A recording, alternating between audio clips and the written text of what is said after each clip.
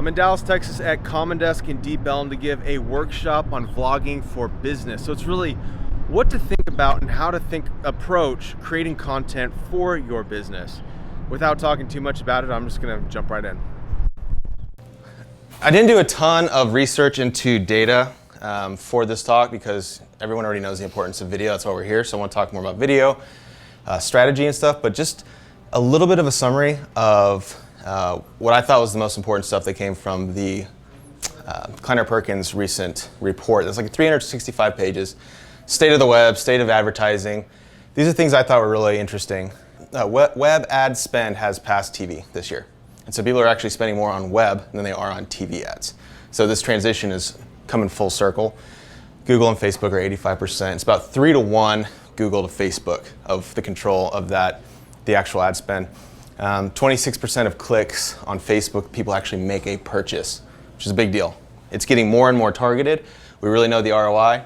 It's harder to track things like in-store purchases and other channels, but if you're clicking in Facebook, it's got a very direct and trackable metric there. So I actually thought that this was probably the most important metric here because this is more of a futuristic tell of where we're headed with this. Google's AI can understand spoken English language. So not every language, but English. Which means that not only are they going to be able to index text, but they're going to be able to index videos very soon. So if you're putting a video out there, Google's going to be able to index the actual script that's being talked about, said, and that's going to help with search. And you're about, I think it's like 53 times more likely to rank in search with a video versus just plain text. And this is only going to grow as the AI continues to improve. All right, now the simple question, what is a vlog? Because you think it's just running around with the camera, talking to yourself with a selfie stick. But simply put, it's just a blog and a video. So it's just, like they used to say you should blog for your business. Now just do a video for your business. Same context. It's just simply the word is a merge of those two. So why start? Well, starting is the hardest part oftentimes, especially for small businesses. Attorneys, we got Bootmaker, we got guys in agency world, some marketers. It depends on what your business is, can make it harder to start than others. And for middle-sized businesses, it's hard to find out who's going to do what. Just start. Start making, get in front of a camera and start whatever the first topic is, the last question you got asked, what you're doing next week, what is the recipe of the week, the tip of the week, whatever it is, and you can grow from there and the story will start evolving. I'll go into more of the story later. But what is the ROI of a vlog? This question is completely industry independent. You know, if you're talking about selling a widget, a TV or something like that, sure, you can start talking about transactional stuff on the page, but I do video for a living, mostly. I do web, video branding, but video is a big part of my business. I have a channel with 26,000 subscribers, 4 million views. It doesn't really make me much money. I have my new vlog where I just video random stuff, tell random stories. I have about 40 subscribers. I've only done 18 episodes for 18 weeks, and it's made me tens of thousands of dollars because people see a video, didn't know I made videos, and they need videos. So the ROI is all over the place. So if you have a $500 boot and you're walking around and trying it on, walking outside, trying on fashion, and you sell a couple extra boots, the ROI can be thousands of dollars. If I'm selling batteries, I mean, so it's very specific, getting clients for an attorney, whatever it is. ROI is very industry specific, and it can be exponential. So what do you need to start a vlog? $1 million. Now I put this out there kind of as a joke, and I was going to take it out because everyone's like, I don't want to spend all the money. And I left it in there because it actually had a flip side to it, where I was like, you can spend $1 million and get nothing in return, or you can spend nothing and get millions of dollars in return. Obviously it has to go viral, and maybe you're a big business, but it's kind of interesting that it's the flip side is true on both. So I left it in there because that was an interesting thought. But seriously, what you need, camera, software, and a story. That's really it. And I'm going to go into each of these individually. So camera. Whichever camera works in the moment.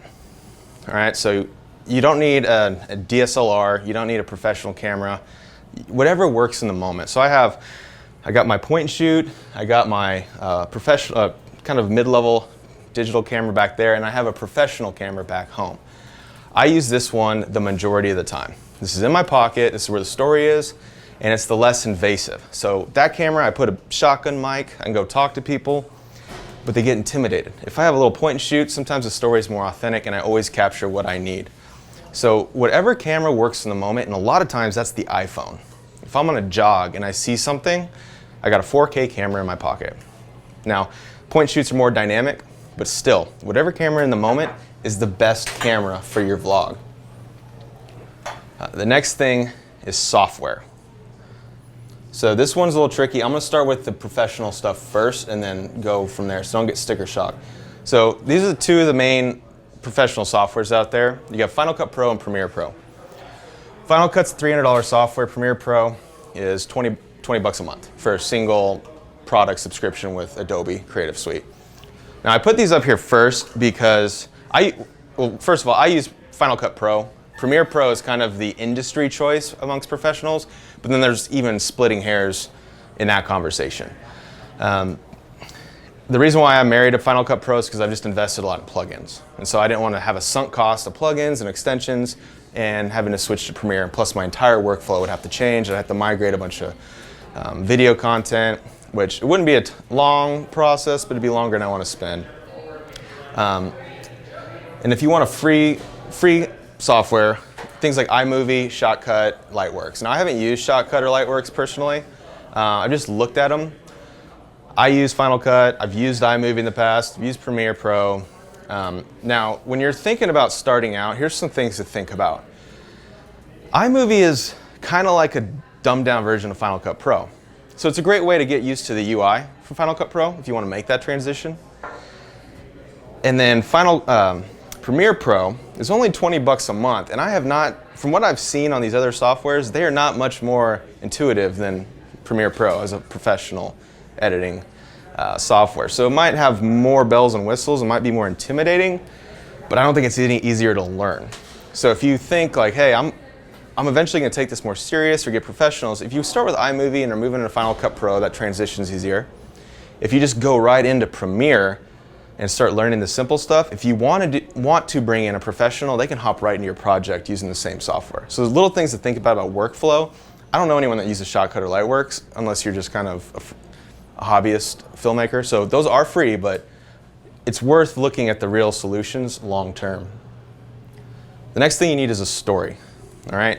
Now, there's a lot of Gary Vaynerchuk quotes. Anyone that's in this industry and marketing, you pretty much consume all his content. You might have heard him say, document, don't create. So I'm gonna talk a little bit more about creating, because a lot of business stuff, we might be trying to sell something, create value, and you wanna create an outline. You wanna think about what you're gonna say. So for example, this talk, all I did was ramble and write keywords. So I wrote story.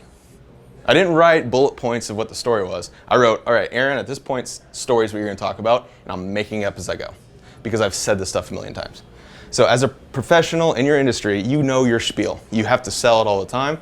Just give yourself structured outline of how to structure your thoughts and when you're gonna start implementing different things. So what's in a story? A beginning, a middle, and an end. More specifically, you'll have a setup, conflict, and a resolution. All right, so setup, we're in Deep Ellum. The conflict is we're hungry. The resolution is we found Angry Dog. We're happy. All right, so just a setup, conflict, resolution.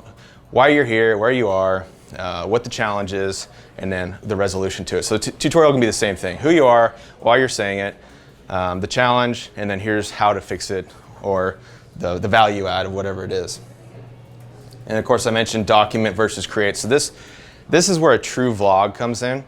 So creating is tutorials, things like that, how-tos, showing your product. Document, I take this camera and just film. And so I just, like today, I'll go back and film an intro after I come in here and say, hey, I'm about to walk in the Common Desk. You can create the story kind of as it goes, so you can create your intros later, but like I'm getting the meat and potatoes and I can do the intros after, so it has a little bit better context. So I'm walking in here, The bulk of this video is going to be me talking about this. The intro is going to be something I film after the fact when I have a better context. So you can do little film tricks to make it a little bit better. But I don't write my vlog. I literally just film stuff. And a good example of document, don't create is I'm walking to a conference in my first vlog. Didn't really have a story. I just said, all right, I'm going to San Francisco, going to a conference, and I'll just film, whatever. And I'm walking and I see this huge, amazing bank in San Francisco for lease. And I thought, man, that's a cool bank. What if that was your office? And I kept walking and I said, that was a cool thought. I thought that was a unique thought I just had. I was like, it's a cool bank. I thought on it. I would have said it to my friend if they were walking. So I backed up and I just filmed that thought. I go, check out, Hibernia Bank is for lease. How cool would that office be? And I kept walking. That's all I did. My buddy's fiance is the leasing agent for that bank. Hits me up and is like, dude, you go on a tour? We had a little conversation about it. I mean, nothing really happened there in a business context, except for the fact that I had no idea that they're a leasing agent. He saw it and it started a conversation. Just because I documented a thought. So if you have anything that's unique to you, your perspective on what's going on in that instance, that can be the whole story right there. Now, when we're talking about ROI, repurpose content. Pretty sure that's spelled right. I didn't do spell check on this, but repurpose content. So this talk is a perfect example. So when I talk about just putting down keywords on this slideshow, this is going to be my outline for a Medium post. In that Medium post is going to have a video. We got Facebook Live, we got Instagram Live. I'm going to have at least one screen grab from this for Instagram. And then what else are we going to get? Probably a podcast out of this. So I'm going to repurpose this and have about 8 to 9 pieces of content from this one thing. And this will lead to a bunch of other content. So the kind of the H1s, if you will, of this deal, like, document, don't create, and the cameras and audio and lighting and stuff will go into, those will all create their own pieces of content. So repurpose it and think big. Oh, and LinkedIn. I always put on LinkedIn for this stuff. Repurpose content. Say it again, just because it's that important. So at this point in the workshop, my camera stopped recording. There was no one manning in the back. It just is what it is. But if you're still watching, you probably want to actually hear some of the content. So I'm going to go ahead and finish a few of the things. Simple improvements for improving quality, production quality. So right now, the audio is a little different than the presentation because I'm using a shotgun mic. Okay, so this is a different sound than the lav mic I was wearing. I feel further away and you can hear some more of the echo. And right now you can see me better than the entire production. Now, a point I wanted to make there was that the audio that I did in the entire presentation, you forgive the bad lighting significantly more because of good audio. Right now it's flipped where I have a window, so this is the second point. There's natural light coming in, which is giving me a good fill light, decently lit room.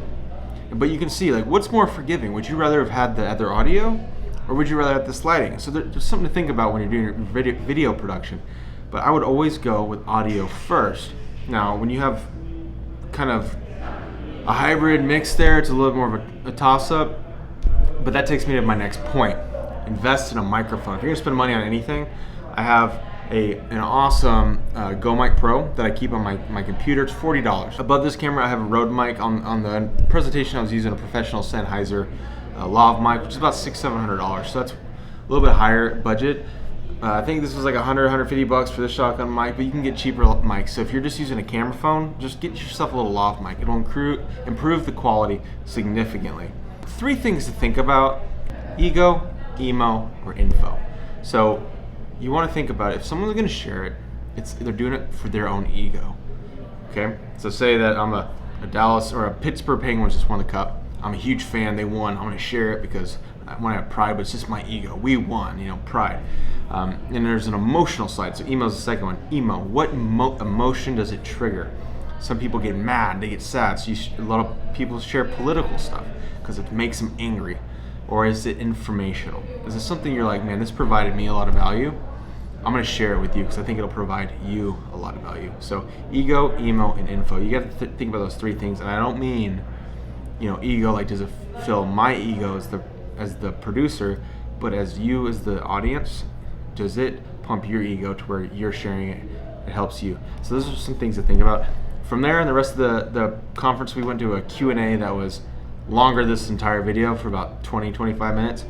don't have any of that, not going to go into that. That actually created a lot of great content where I'll dive deep into each topic and really get granular on how to produce stuff, what to think about when you're choosing a camera, your workflow and post, optimizing for YouTube, and all those things like that. But thank you for watching. If you're still watching at this point, you're awesome.